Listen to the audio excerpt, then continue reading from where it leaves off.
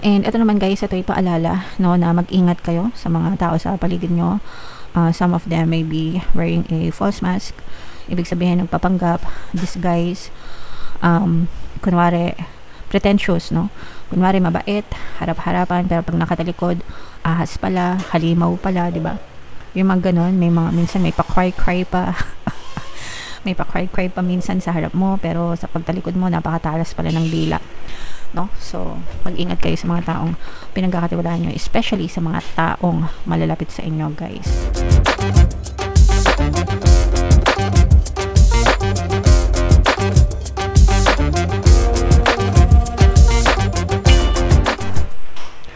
Hello guys, hello Pisces, welcome back to Pinoy Pixie Tarot. Ang pamagat ng episode natin for tonight is OOTM, Oracle of the Month, para ngayong December guys, para sa Pisces, Sun, Moon, Rising Sign, and Venus. Meron tayong tatlong set ng decks guys. Ito yung para sa spiritual message nyo, ito yung para sa life messages, and ito naman yung sa love life guys. Kung ano lang yung makaresonate, take that message guys, kasi hindi lahat ng mensahe ay mag-resonate sa inyo mga kapiksi.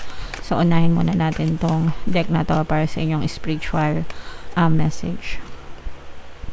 So yung spirit animal nyo guys is lizard. Ito ay regeneration mga kapiksi. So basahin natin. As a survivor, you are unparalleled. No matter what happens, you can adapt. Embrace your transformation. Put on your new cloak. You are a master of regeneration. So, ibig sabihin nito guys, na yung adaptability, mga kapiksi, kailangan talaga flexible tayo sa buhay guys, kasi nagbabago ang panahon, nagbabago yung takbo ng mga bagay-bagay sa buhay natin mga kapiksi, and for us to be able to survive, kailangan marunong tayo mag-adapt, maging flexible tayo, di ba? So, like for example, yung panahon namin dati, di ba, walang internet, walang hindi masyadong high-tech yung mga bagay-bagay. Pero ngayon, lahat nasa internet na, lahat online, even yung pag-fill up ng mga application, lahat online, di ba? So, kung hindi tayo maalam at hindi tayo marunong mag ganon-ganon, so, may hirapan tayo. So, yun yung sinasabi ko na dapat adaptable tayo. Kailangan marunong tayo makisabay. Kahit ngayon mga matatanda nagpe-Facebook. Di ba? So updated din sila mga kapiksi. So yeah, yung ibig ko sabihin guys, no? So kailangan meron tayong adaptability to survive. And kapag ka-adaptable tayo guys, mas madali talaga tayong makaka-survive sa mga hamon ng buhay. So i-embrace natin yan mga kapiksi. Embrace nyo yan guys, para maka-survive kayo, okay? So, yung next message naman is yung life messages, guys. So, shuffle natin to, mga kapiksi, and habang sinushuffle natin to, panoorin nyo muna yung video natin regarding sa ating paano mag-manifest ng abundance video course. Kapiksi, sawa ka na ba sa mga struggles at hirap sa buhay mo? Masipag ka ba at masikap sa buhay ngunit hindi ka pa rin umaasenso? Ilang beses ka na bang nag-attempt magnegosyo at mag-invest pero palagi ka pa rin nalulugi? Sa pagkakataon na ito ay maaaring may subconscious beliefs ka na nagiging balakid sa iyong pag-unlad at pagyaman. Introducing, paano mag-manifest ng abundance video course. Dito ay matututunan mong ma-overcome ang mga balakid mo para tuluyan ka ng umunlad, umasenso, sumagana, maging matagumpay, successful at maswerte sa iyong kabuhayan, pera, trabaho, negosyo sa lapi at kaperahan ng bonggang-bongga. Dali, mag-send na ng email sa pinoypixie@gmail.com at simulan na ang iyong pagyaman ngayon. Alright, so sa lahat ng gusto mag-avail ng course guys, meron tayong paano mag-manifest ng abundance video course, paano mawala ang third party at magkaroon ng harmonious na relationship, paano pabalikin si ex or vice breakup. Sa mga interesado guys, mag-send lang kayo ng email sa pinoypixie@gmail.com. Alright, so ito yung mga life messages sa inyo guys. Kung ano lang yung makaresonate, take that message mga kapiksi. So meron tayong combustion at saka this guys. So ito, ibig sabihin ng combustion guys, yung sumasabog, no? O yung parang ano, yung sumasabog dahil sa init, hindi yung, kasi yung sumasabog, di ba, meron ding klase na, yung eruption na tinatawag. Pero ito guys, parang nilalagyan mo ng gasolina yung apoy. So kapag ganun, mas lalong nag-aalab yung apoy, di ba? So, parang ganun yung ibig sabihin niya. So, ibig sabihin nito, mga kapiksi, iwasan natin na masangkot tayo sa mga negative na sitwasyon, mga toxic, no? Na sitwasyon na lalong magpapalala sa buhay natin, sa hindi magandang buhay natin. Kumbaga, let's say for example, alam mo na nega yung buhay mo, di ba?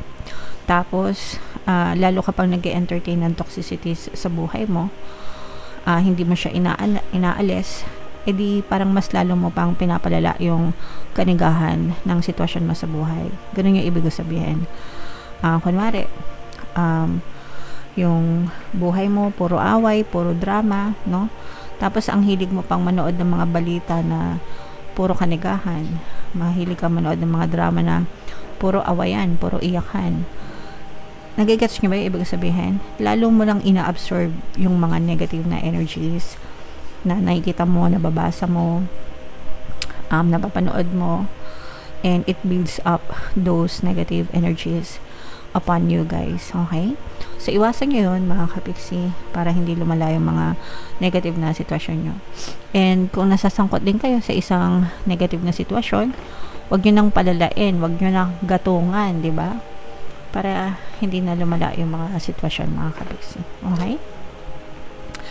And ito naman guys, ito ay paalala, no, na mag-ingat kayo sa mga tao sa paligid nyo.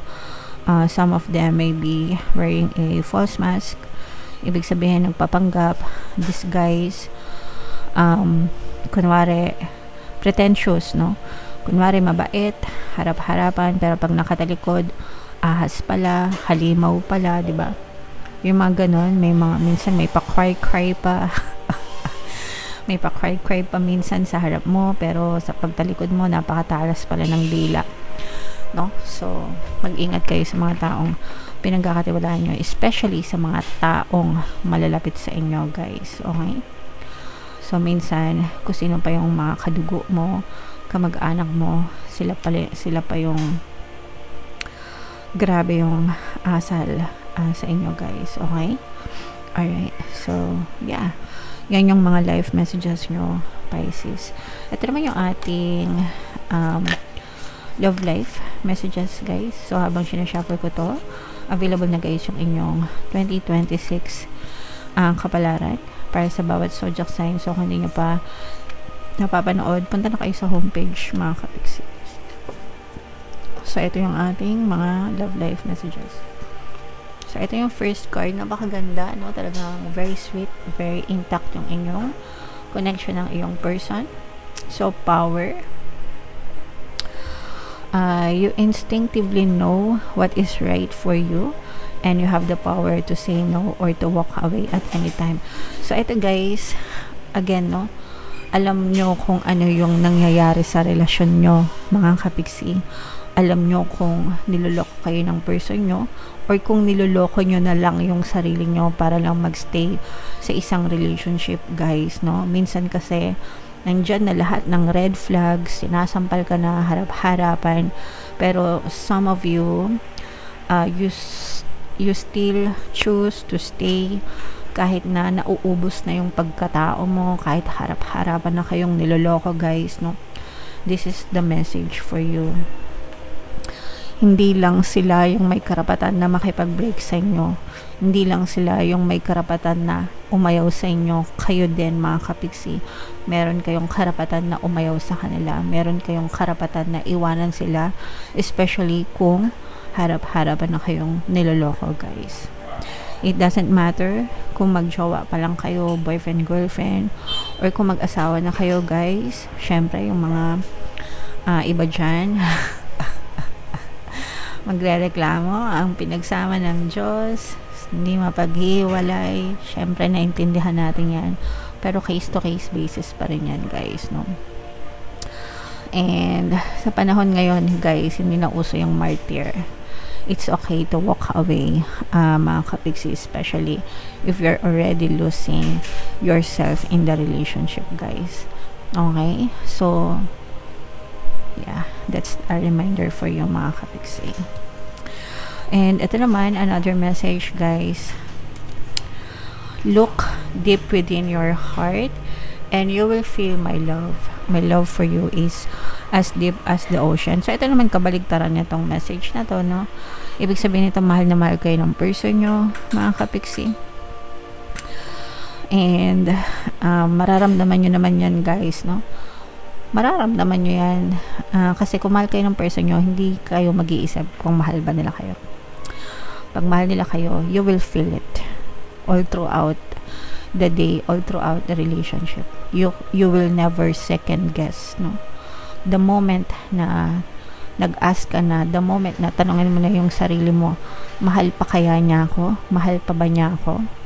That's already a sign na nagdududa ka na. And kapag nagdududa ka na, there is already something wrong with the relationship, guys. Okay? Pero for some of you guys, no? Ibig sabihin, mahal kayo ng person nyo, sincerely and honestly, you will know, guys. You will know. Okay? Alright. So, yeah. Comment down below, Pisces, if feeling nyo naka-resonate kayo dyan, guys. And, ito yung ating 2026 kapalaran, guys. Ito naman yung ating success stories ng paano mag-manifest ng abundance video course. Click here to subscribe, guys. Thank you for liking, sharing, and subscribing. See you next time. I love you all. Have a nice day. Bye-bye.